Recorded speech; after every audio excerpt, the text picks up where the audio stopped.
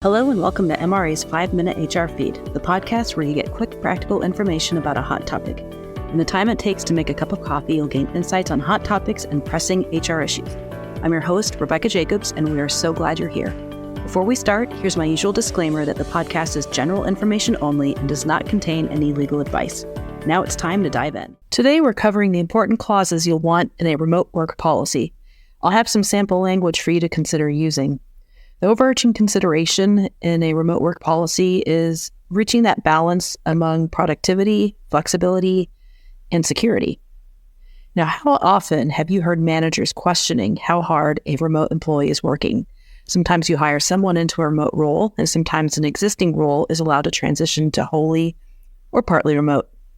In either situation, we need flexibility to change the arrangement in the event the employee is not being productive in that role. So, how do we know if they're not being productive? Well, that's a good question. The real question is, how are managers monitoring and deciding productivity for the role when it was in person, if it was ever in person before?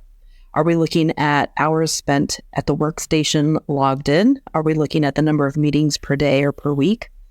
The number of transactions or interactions that they're having? The amount of the work product produced? And just think about, if this is a role that was designated as remote before it was even created or filled, what was the intent as to the measure of productivity? So if the expectation is that they're going to be logged in and doing productive work for 8 hours, then connect that to their performance goals and determine how that's going to be measured.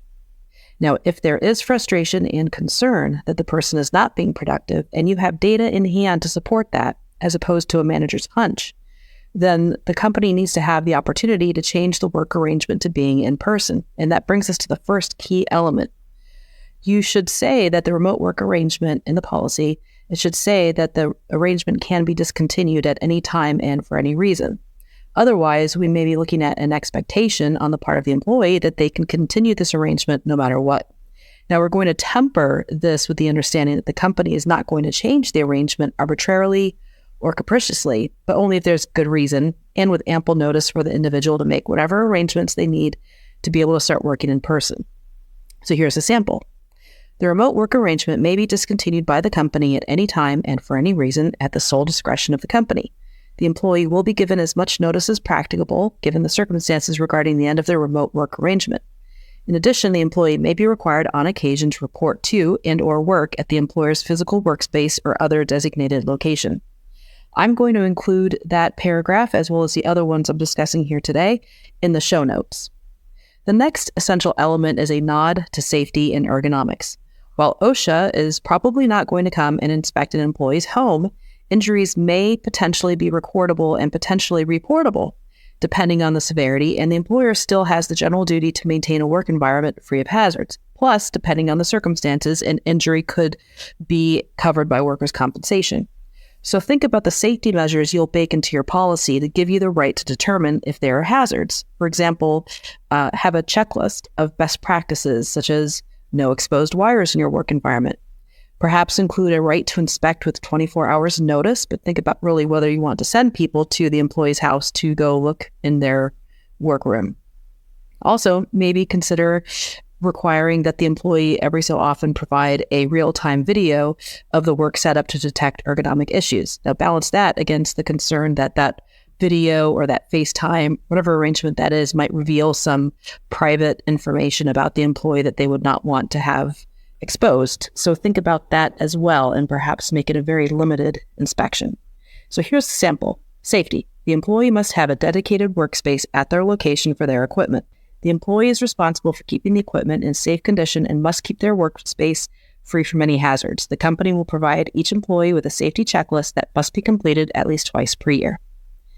Now think also about sensitive information and devices. Does your employee work with sensitive, confidential, or proprietary information? You may need to lock down where they're doing their work. For example, saying you have to work at home in an office with a door that can be closed or potentially even locked. Or you cannot work in public, such as at a coffee shop. Will they be able to access such information with their own personal devices? How do you want to manage that? Consider perhaps a dual-use device policy. What kind of VPN or other networking needs will you have? Do you have a bandwidth requirement? And if they don't meet it, that requirement, will there be a stipend? So these are all things to consider.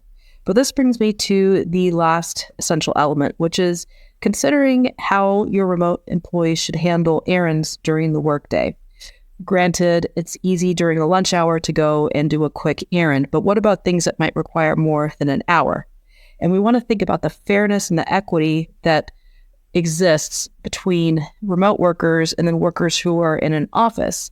Those workers may need to, or no, at a manufacturing facility or other type of work arrangement, those individuals may need to use PTO in order to do a 2-hour doctor's appointment or take their pet to the vet or something like that. So here's a sample of something to consider for your remote work employees. Requests for leave. Unless otherwise agreed to between an employee and their manager, employees must dedicate their efforts and attention to their job duties during their scheduled work hours. If an employee needs to attend to a non-work related matter, activity, or event during their regularly scheduled work hours, the employee must request time off in the same manner as if the employee was working from the company's facilities. If an employee experiences illness which prevents them from performing any remote work, the employee must follow the sick leave procedures established by the company for the time in which they were unable to work. So those are some sample elements to include in your remote work policy. Check out the show notes for those paragraphs. Thank you for listening to MRA's 5-Minute HR Feed. For this episode, be sure to reference the show notes where you can sign up to connect for more podcast updates.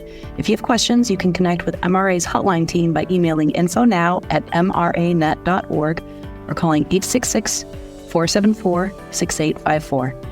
Check out other MRA episodes on your favorite podcast platform, such as MRA's 30-Minute Thrive. And as always, make sure to follow so you don't miss out. Thanks for tuning in, and we'll have another hot HR topic in 2 weeks.